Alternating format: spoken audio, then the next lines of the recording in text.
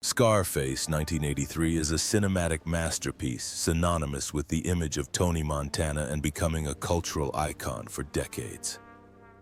The film catapulted many stars to fame, but unfortunately many of them are now gone forever.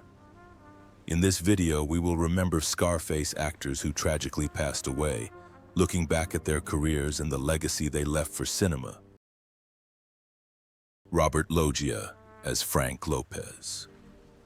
Robert Loggia was born on January 3, 1930 in Staten Island, New York.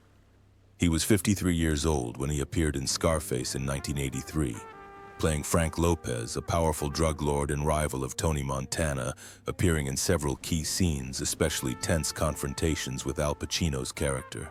The role of Frank Lopez left a lasting impression on audiences, adding weight to the film that is now considered a Hollywood classic. In a career spanning more than 6 decades, Robert Loggia has appeared in many critically acclaimed films and television series, from An Officer and a Gentleman in Jagged Edge to Big and Independence Day. He is highly regarded for his versatility and ability to portray both villains and heroes. Behind the scenes, however, his personal life was not as smooth. His first marriage to Della Marjorie Sloan lasted from 1954 to 1981, nearly 3 decades together, but ended in heartbreak. The marriage was tumultuous as Loggia's career rose and fell, with frequent business trips, the pressures of work and fame gradually creating a distance between them. Although they had 3 children together, the cracks in their relationship eventually became irreparable. After the divorce, Loggia's personal life entered a lonely, uncertain chapter. It was during this difficult period that he met Audrey O'Brien, the woman who helped him through his midlife crisis and lifted his spirits. Audrey was not only his emotional support but also his devoted companion, helping him regain his confidence after many years of career ups and downs. They married in 1982, just a year after his divorce, and remained together for more than 3 decades until the end of their lives. Loggia often spoke of Audrey with deep gratitude in interviews, describing their relationship as a place of peace for him. In his later years, Loggia faced numerous hardships after being diagnosed with Alzheimer's disease in 2010. The deadly disease gradually robbed him of the memory, clarity, and pride he had built up over decades in front of the camera. Once a strong and determined man, Loggia became increasingly withdrawn, avoiding the spotlight as his physical and mental health declined. Audrey was always by his side, caring for him with unwavering devotion, becoming his rock when the light of fame had long since faded.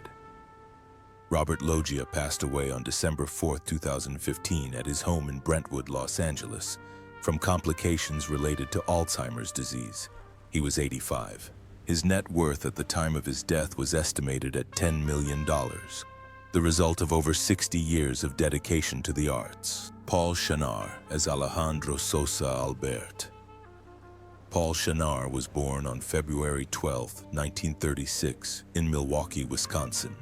He was 47 years old when he appeared in Scarface in 1983, playing Alejandro Sosa, a cold, powerful Colombian drug lord and calculating villain, appearing in key scenes involving tense dealings and escalating conflicts with Tony Montana. Shanar's performance as Sosa is memorable, with his calm, ruthless, and cunning demeanor playing a major role in the film's impact.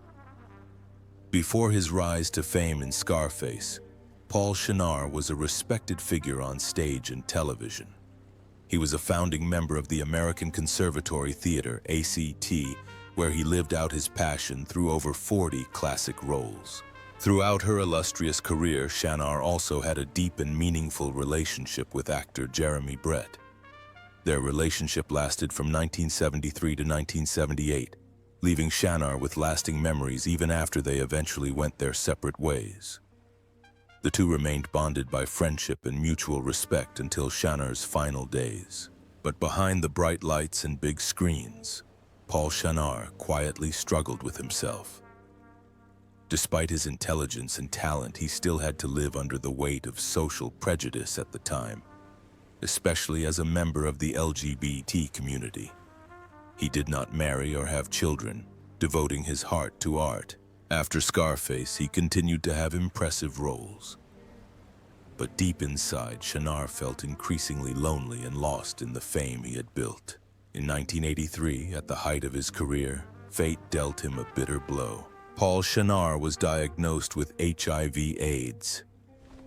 He died on October 11, 1989, at the age of 53. His ashes were given to his close friend Thomas Wiley, a testament to the strong bond between the two men who spent Shanar's final days together. His net worth at the time was estimated to be $2 million. Harris Ulan as Mel Bernstein. Harris Ulan was born on November 5, 1937 in Los Angeles. When he appeared in Scarface in 1983, he was 46 years old and played Mel Bernstein, a corrupt cop who tries to blackmail Tony Montana, and appeared in key scenes that highlighted their strained relationship. His role helped to portray the intrigue and brutal underworld that Scarface brought to life, leaving a deep impression on movie audiences.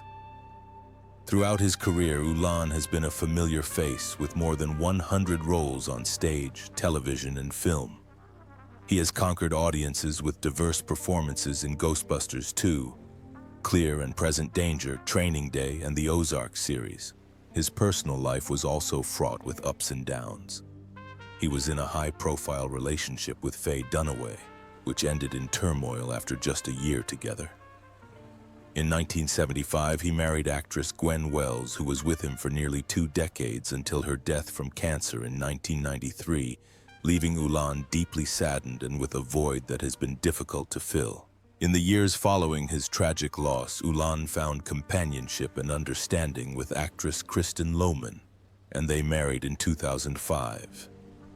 However, his relationship with his stepdaughter Claire Lucido was not always smooth, and her death in 2021 deepened Ulan's quiet, withdrawn nature.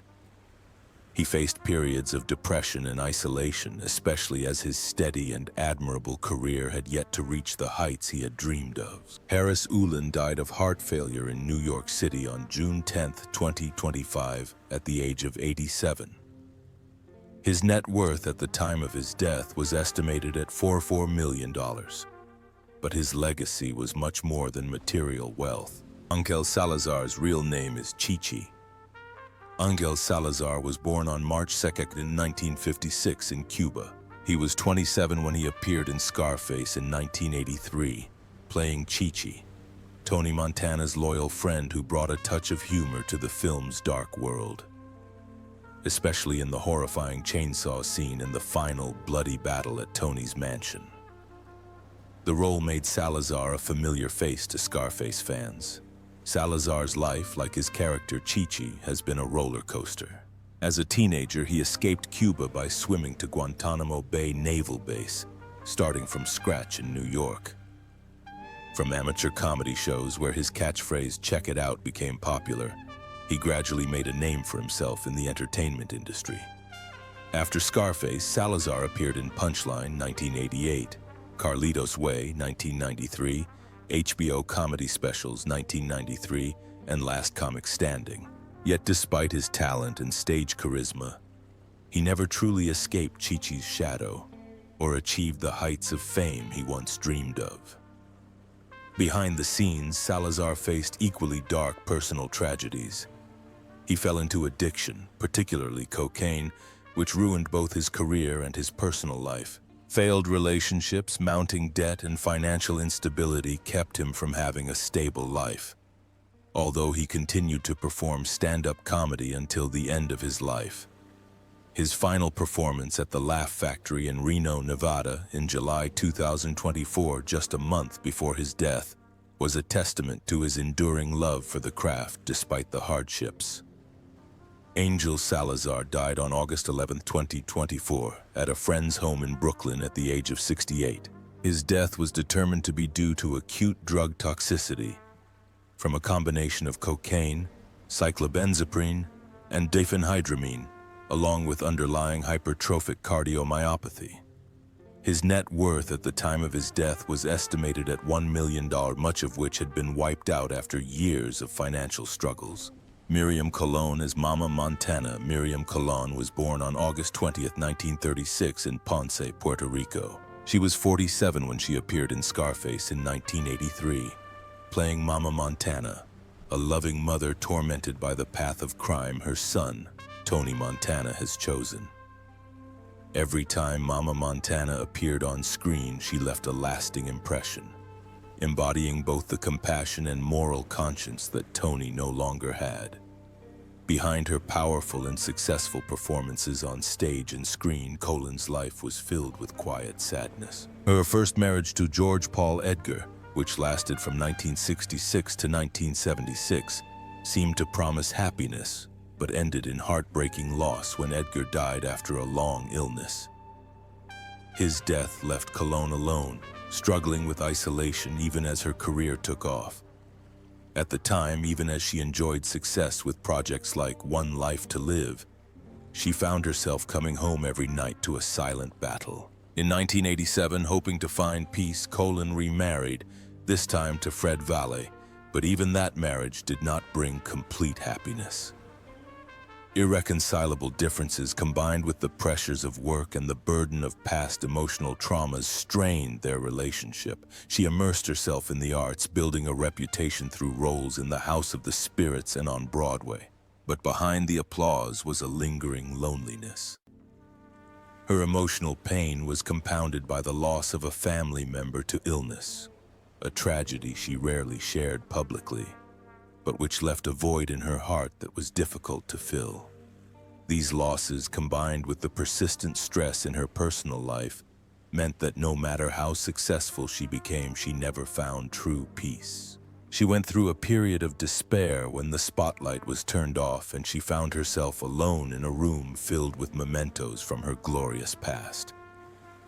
Miriam Colon died on March 3, 2017 in New York City from complications of a lung infection. She was 80 years old. Her net worth at the time of her death was estimated at $5 million. But her most valuable legacy was her life devoted to art. Mario Machado as the interviewer. Mario Machado was born on April 22, 1935 in Shanghai, China.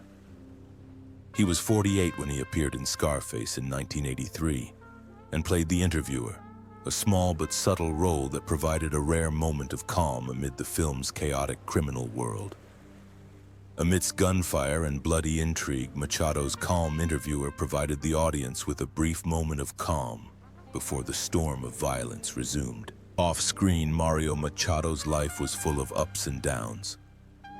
Despite gaining recognition for his role as Casey Wong in RoboCop and a cameo in Rocky III, his career was largely overshadowed by small roles, never really establishing himself as an actor.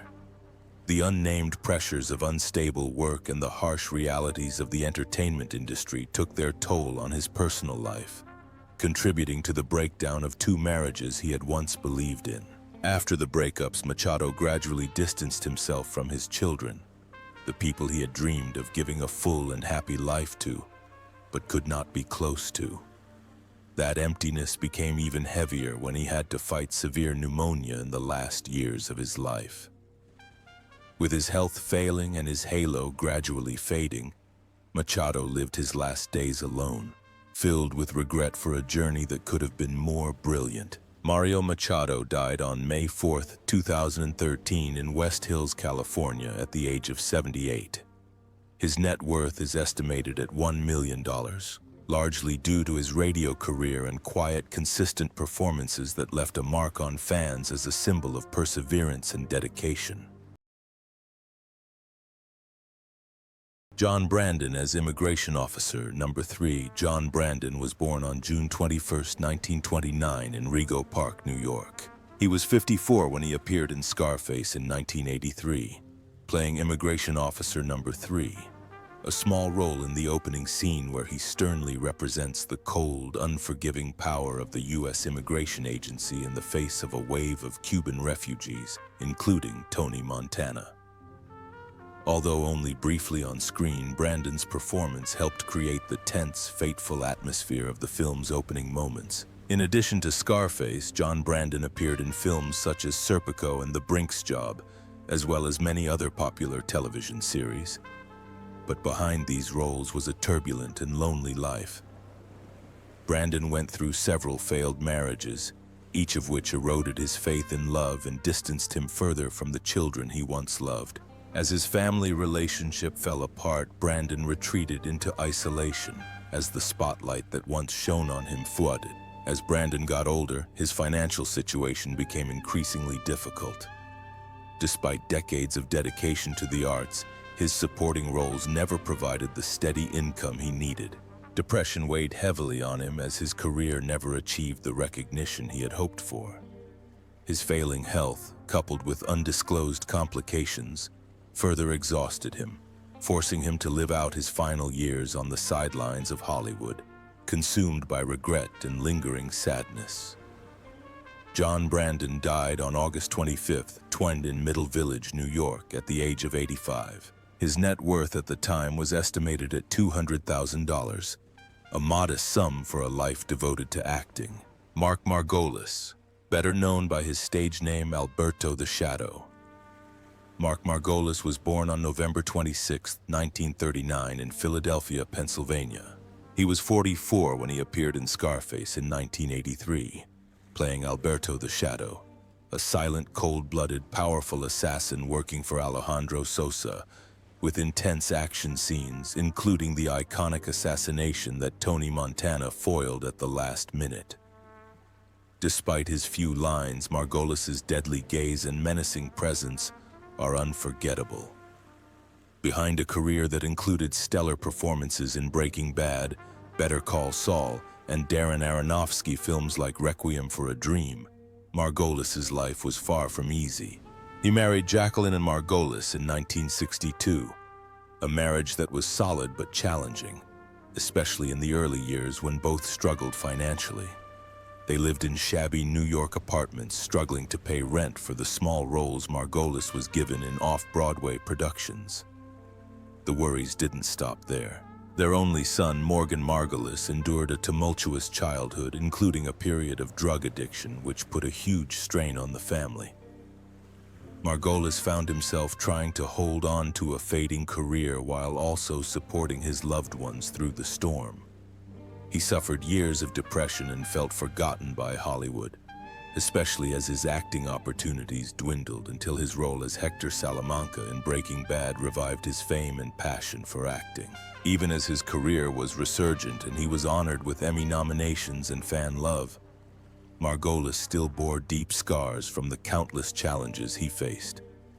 He died on August 3, 2023 at Mount Sinai Hospital in New York City after a short illness at the age of 83. His net worth at the time of his death was estimated at $2.5 million, a modest figure given the breadth of his career. Al Israel as Hector the Toad. Al Israel was born on April 16, 1935 in the United States. When he appeared in Scarface in 1983, he was 48 years old and played Hector the Toad, the ruthless Colombian criminal behind the infamous chainsaw scene that still sends shivers down audiences' spines to this day. Despite his brief screen time, Israel's portrayal of Hector the Toad left a lasting impression, becoming one of the film's most memorable images. After Scarface, Al Israel appeared in a few other films such as Carlito's Way and Dangerous Minds. But his career was largely limited to small, unnoticed supporting roles. Along with the spotlight, his personal life was fraught with difficulties. His only marriage collapsed after years of strain, leaving Israel burdened with the burden of being a single father. The financial burden, combined with the pressures of raising children, made it difficult for him to maintain stability, as his career never brought the security he had hoped for. Later, Al Israel faced serious health problems that he never shared publicly, but which silently robbed him of his freedom and joy. He lived in increasing loneliness, increasingly distant from the short-lived fame he had enjoyed. All his efforts in the industry could not assuage his regret that he never achieved the personal happiness or career heights he had longed for. Al Israel died on March 16, 2011 at the age of 75. His net worth at the time of his death was estimated at $500,000, reflecting a modest career forged through perseverance through many challenges. Victor Campos as Ronnie Echevarria. Victor Campos was born on January 15, 1935 in New York City. When he appeared in Scarface in 1983, he was 48 years old and played Ronnie Echevarria, a loyal ally in Tony Montana's gang, appearing in scenes involving criminal activity and undercover dealings. Despite his supporting role, Ronnie Echevarria did a great job portraying the dark and ruthless criminal world that Scarface depicts. In real life, Victor Campos's life was marked by quiet pain and tragedy. Despite a promising start as Rudy DeVillo in Cades County, his career slowly faded into obscurity, with supporting roles in The A-Team, Murder, She Wrote, and a few lesser-known films. Campos struggled with alcohol and drug addiction for years, which not only destroyed his health but also that of his family. His only marriage fell apart, leaving him with a fractured relationship with his two children, whom he loved dearly but could not fully father. In his final years, Campos faced profound loneliness as he battled prostate cancer, a battle that drained him both physically and emotionally. Once a strong boxer, he had to quietly accept the silent destruction of the disease. His dreams of a brilliant career and a complete family gradually ended in regret and loneliness. Victor Campos passed away on December 4, 2018 in Sherman Oaks, California at the age of 83. He passed away quietly, leaving behind a modest legacy with an estimated net worth of around $300,000, a figure that reflects the life of an artist who worked hard but achieved little glory. Forever struggling with internal battles that were never truly healed. Richard Belzer as the Babylon Club MC. Richard Belzer was born on August 4, 1944 in Bridgeport, Connecticut. He was 39 when he appeared in Scarface in 1983 and played the Babylon Club MC, a small but memorable role that brought energy and subtle irony to the film's wild party scenes. Despite his brief appearance, Belzer left an impression with his signature sense of humor and charm, adding a unique color to the dark criminal world of Scarface. In addition to the glory and resounding success of his role as John Munch in the Law and Order series, Belzer's life was also filled with tragedy. As a young man, he suffered the pain of losing his sister in a car accident, a pain that haunted him throughout his life and filled his soul with a sadness that never left. His first marriage, to Gail Susan Ross, which lasted from 1966 to 1972, initially seemed happy but ended in arguments and deep hurt, leaving Belzer disillusioned and lonely. In the early years of his career, despite his wit and promise as a comedian, Belzer struggled with the darkness of substance abuse, seeking escape in drink and temptation. Depression crept in, pulling him further from the spotlight as he retreated into a private grief that only he could understand. Every successful performance, every laugh he brought to the audience was another attempt to hide the emotional scars that never healed. Richard Belzer died on February 19, 2023 in Beausoulz, France, from complications of respiratory disease. He was 78. His net worth at the time of his death was estimated at $16 million, a reward for a solid career in law, comedy, and his highly personal books. John Carter as Vic Phillips. John Carter was born on November 26, 1927 in Center Ridge, Arkansas. He was 56 years old when he appeared in Scarface in 1983 and played Vic Phillips, a cold and sharp crime boss who appeared in a few brief scenes but helped to portray the brutal underworld depicted in the film. Despite his supporting role, Carter left a lasting impression with his calm performance and powerful presence.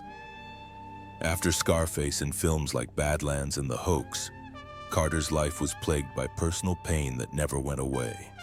His greatest tragedy was the death of his son from a drug overdose, a shock that sent him into a deep depression. With no way out, Carter turned more and more to alcohol, using it to numb the pain but ultimately allowing it to destroy what remained of his personal life. 2 marriages he had once trusted ended in divorce, leaving scars that never healed.